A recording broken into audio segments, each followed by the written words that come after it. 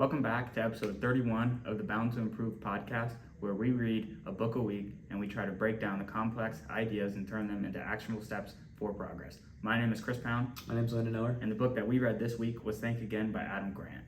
So moving into the key themes in the intro of the book, who is Adam Grant? Adam Grant is an organizational psychologist, bestselling author, and professor at the Wharton School of Business at the University of Pennsylvania. And he's known for his research on motivation, generosity, and workplace dynamics. He has written influential books such as Give and Take, originals, and the book we read this week, which is Think Again. And he also has a podcast called Work Life with Adam Grant that I would recommend everyone checking out. Yeah, there were a couple different themes that we were able to pull out of this book, including rethinking what we know, how we think, and how we argue, and doing so individually with others and organizationally. Yeah, and this book matters because in a world that values certainty, Grant challenges us to value flexibility and intellectual humility instead. We all know a lot less than what we think we do, so this book challenges the conventional wisdom behind that. This book was broken up into three main sections: individual rethinking, interpersonal rethinking, and collective rethinking. So we're going to break down some of the main themes from each sections, starting off with individual rethinking. And here we'll start talking about the four modes of thinking. Yeah, most of us fall into mainly three different mindsets: preacher, prosecutor, or politician. Starting off with preacher, we normally fall into the preacher mode when our sacred beliefs are in jeopardy. Yeah, then is the prosecutor. He attacks others' ideas just to start arguments and try to prove people wrong.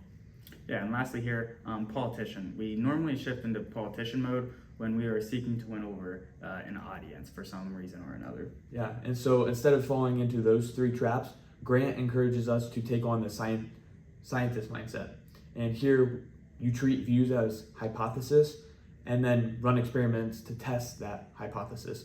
And this is exactly like the Lean Startup, but on a personal level, almost, where you're taking something, you have assumptions, then you're just going to keep iterating and testing the heck out of those assumptions to find out the truth and what works and what doesn't. And that's the big thing about the scientific mindset, is that we're looking for the truth rather than just going with the bias that we already have of that certain position. And the example, he had lots of great examples in the book, but the one that kind of stuck out to me was when he had the debate people, when he talked about the great debaters. And we'll kind of go into more of that later in this episode.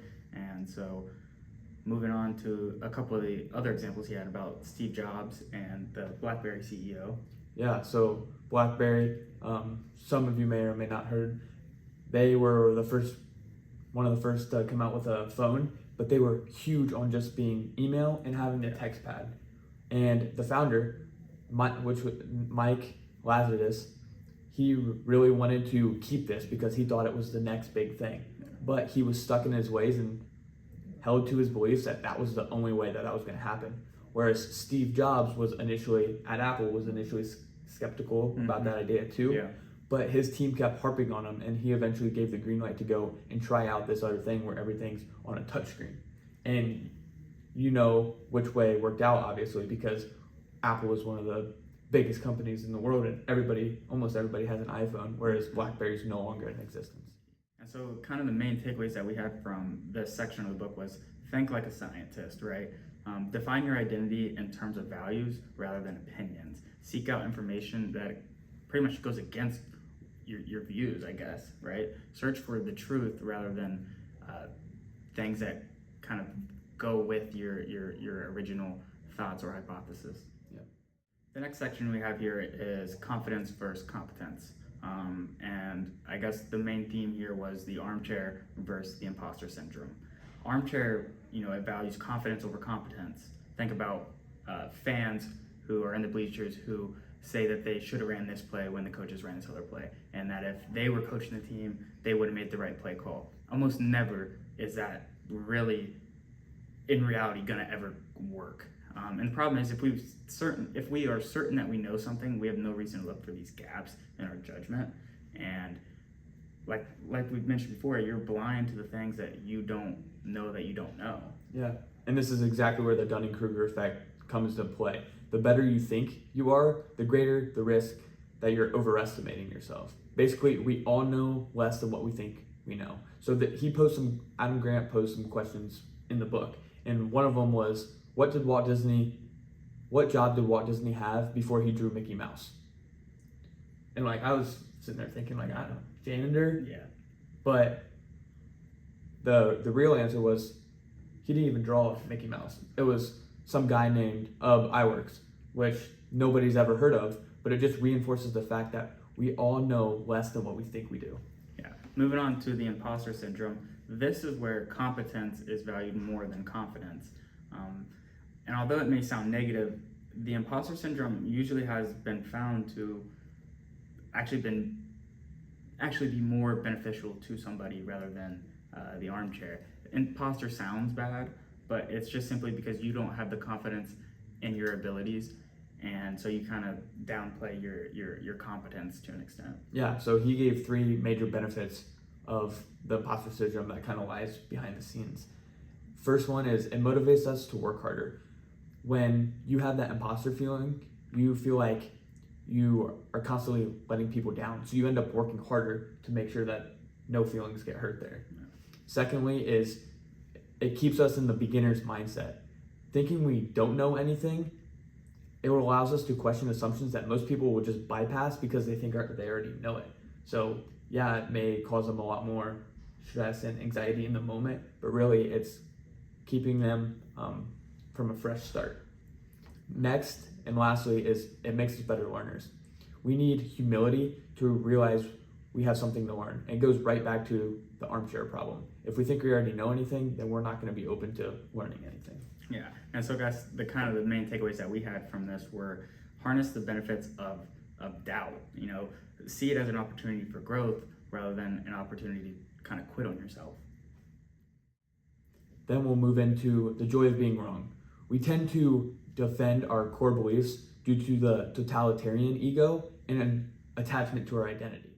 As our core beliefs are challenged, it triggers the amygdala, and this feels like we've been punched in the mind because this is what flares up our emotions. And then the totalitarian ego comes to the rescue with mental armor and puts up a force field and manages to prevail by activating the overconfidence cycles, which is we already know, so we're not even going to be open to rethinking our core beliefs or our values. So the question is, why does this happen? Attachment keeps us from recognizing when our opinions are off the mark or false. And so we don't really give ourselves the ability to rethink them in the first place.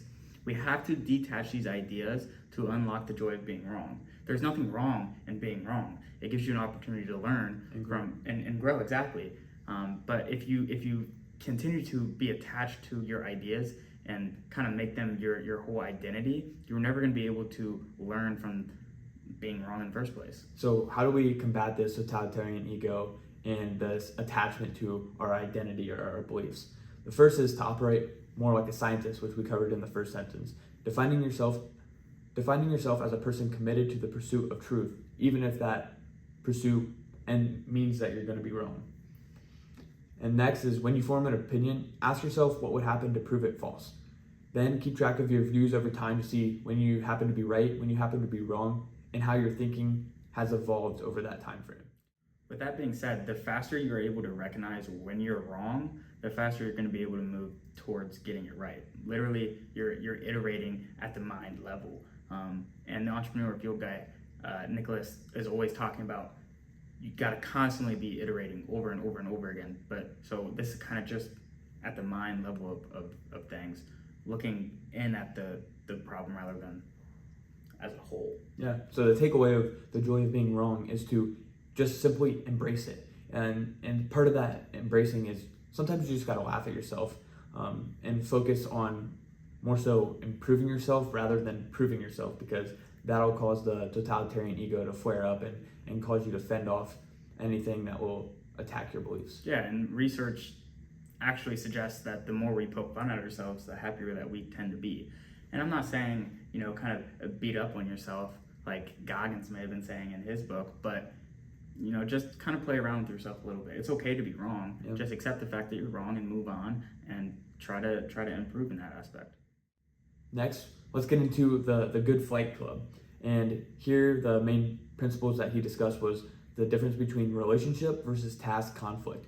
Relationship conflict is that personal, emotional clashes that are filled with animosity. So when you're having an argument, you're more attacking the person rather than what you're arguing about, which is what task conflict is clashes about ideas and opinions.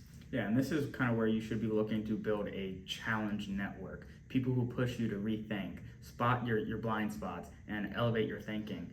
The best example that I found from the book was the Wright brothers. They were constantly arguing back and forth. And it wasn't the fact that they couldn't agree on anything. They were just looking for the best way in order to get that first plane to actually be able to fly. And at one point in the book, it talked about how they were literally screaming at each other. And the next day when they went to work, they acted like nothing even happened because it wasn't personal. It's just how they worked. And at the end of the day, they realized that they didn't need one propeller, they needed two. And when they thought together, they were actually able to solve the issue that they were dealing with. So not all conflict is bad. No, and you really have to focus on debating the how versus the why. Yeah. So much emotions are tied in the why. If you really think about debating the how of the process, and you're going to be focused on finding the best way to do it, like the Wright brothers were. Yeah, and so the main takeaway that we had here was learn something from each new person that you meet. Build a challenge network, not just a support network. Now, don't get me wrong, there are situations where the support network is vital to your success, but don't shy away from the constructive criticism or feedback that other people are willing to give you. You have to take it for what it is, whether you like it or not. So that was the personal rethinking side of things, and now we're going to move into the interpersonal rethinking. And the first section here is called Dancing with Foes. So in this section he talks about debating, and he argues that it's more like a dance rather than a fight. If you think about it, like in a fight or like tug of war match, the harder you fight or pull, the harder they're going to resist. Yeah. But when you're dancing, you have to treat it like an unchoreographed dance. You have to find the rhythm, right? You have to feel the situation out rather than just brute forcing it. Yeah. So what the big thing here in this section was what separates skilled debaters from simply just average ones. And the first one here that skilled debaters do is they adapt their steps and seek common ground. You have to think like in terms of dance. What dance steps are you seeing eye to eye on? And how can you get yourself both on common ground so you're able to relate to the other person and you're not constantly butting them heads or resisting you? And this will allow the people to open up more. Yeah, the next thing that makes a skilled debater so skilled is they use fewer, stronger arguments. You don't want to water down your best ideas and give the opposition ammo to kind of shoot down the weakest links. Because if you have a list of 25 different arguments, then the other person kind of just pick off on the bottom of the list until you have very little argument left, and they pretty much won the debate as a whole because you water down your total pool of the argument. Yeah, next is be hesitant when going on the offensive or the defensive, but instead ask those curious questions.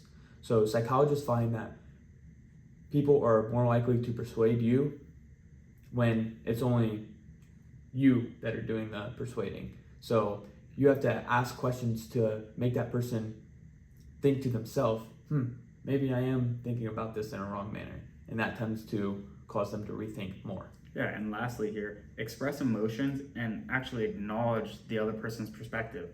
Kind of the only way you're going to be able to change someone's mind is, well, it's actually a trick question. You're never going to be able to change anybody's mind, right? You have to kind of take a step back and think about it from a larger perspective. Think about it how that opposition is thinking about the issue, and kind of get in their feet for once, or their shoes for once, and see how they see the issues rather than how you see the issues. This will alternatively give you a better position in the argument because you can see and you can understand why this isn't going to work or why this is going to work, and then you can use that to your advantage and actually win the debate. Yeah, a key question there is ask what evidence would change your mind. Yeah. And then the wheels really start turning, because once they provide that to you, then you can go, and if you have that data readily available, you can find those weak links to start poking holes in their argument. Then. Exactly, you have to ask questions. The more questions you ask, the more information that the person is going to give you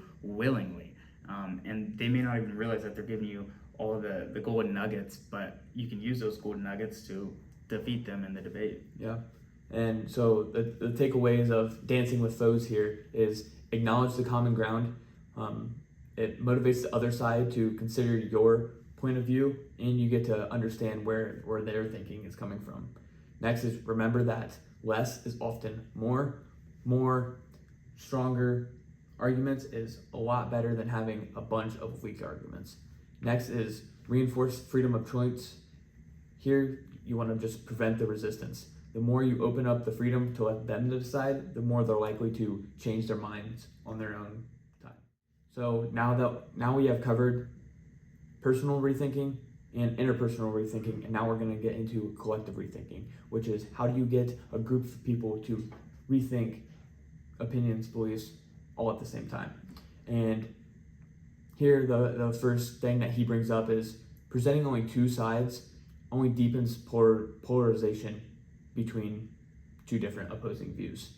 And this is the binary bias, where we simplify complex issues into black and white categories. But this can be solved by a concept called complexifying. And this is where you share a full spectrum of perspectives to reflect the real world nuance. So you have to see shades of gray instead of simply just seeing black and white, and this will help open people more up. Yeah, and this goes to the next point. People, a lot of times, they forget that there are always unanswered questions about any topic. Highlighting these unknowns, you won't sacrifice your credibility, but rather it'll encourage the audience and kind of make them stay more curious. And this often results in more respect because you're acknowledging the fact that you don't know. And this makes you more human, more relatable, and oftentimes more likable.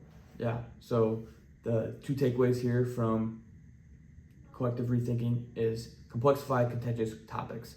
Don't just present two sides of a story, present a whole array of options where you can wiggle in and make people open up and exploit their point of view, like we were talking about in the interpersonal relationship section. Yeah, never forget that you always have more options. You just kind of need to take a step back and think about all the different avenues that you could be using rather than fixating on one specific outcome. Yeah, and then second takeaway is, like Chris says, don't shy away from caveats or contingencies. Every hypothesis, topic out there always has unanswered questions or things that are left up in the air, and people know this is a fact. So rather than trying to hide those, be open about it, and that will make people not lose credibility in you, but be more generally curious about the topic. And lastly here, Grant argues that learning cultures thrive in a mix of psychological safety and accountability. Psychological safety means that you can share doubts or concerns without the fear of being tarnished or kind of looked down upon. People feel more confident when they can question and challenge the status quo without being punished for it. And it kind of puts the errors out on the table rather than kind of sweeping them under the rug and kind of forgetting about them until catastrophe takes place. Yeah, then comes the second part of the learning culture, which is accountability. Do not put the onus of the outcomes on the people, because when that happens, they're less likely to take risk and they'll stay adherent to the process that are already in place. So the example that he used in the book is NASA. They struggle with this learning culture immensely. For the accountability portion, people were just sticking to the best practices that were already in place because that the outcomes were reflected upon them. So if it was good or bad, the responsibility was on them. So they just did whatever was already in place. But this led to multiple failures in the lives of a couple of astronauts because they didn't rethink the process. So that's where it comes. You have to adopt process accountability to continually strive for better practices and not just become complacent with the strategies and processes that are in place. So the takeaways of this section are establish psychological safety and then abandon best practices. And I'm not saying throw all your standard operating procedures out the door. It's just you just need to be open to rethinking them and understanding if there's a better and more safer way to complete them. And most of the time, there is a better, safer way that you kind of don't even think about. Yeah. So how do you encourage that within your organization, within your team, within your group? Ready? And so that pretty much wraps up our kind of main takeaways from Think Again by Adam Grant. Moving on here, now we will go talk about the implementation from last week's book, Can't Hurt Me by David Goggins. You want to go ahead and... Yeah, so he presented stories, and then at the end of every story or chapter, he presented a challenge to take home and knock out. And there's a variety that you could do, like go home and do that night. A lot of it involved journaling. So I took a couple of things. Bits and pieces from essentially all 8. Yeah, and I'm like in the progress of working through them. So I've tried to write down a few of them, and it's just interesting with what you come up with when you reflect like that. Yeah. And then You look in the mirror. yeah. And I'm also in the process of like writing down what I do, like very detailed, and it's crazy what you can realize that how much time you're wasting on miscellaneous things that don't bring any progress to your life. Yeah, and he's 100% right. I find myself constantly just doing things that add no value to what I'm trying to accomplish, but it's just the idea that I cannot get out of this death cycle of doing stupid stuff that it takes up so much time. But I think week by week here, we'll kind of get into a better system in order to kind of achieve these little challenges or kind of tackle these challenges that Goggins posed to us. Yeah, so this week, what are you looking to take on or implement? Pretty basic here. Think more like a scientist. I find myself quite often actually talking about things that I really don't know that much about.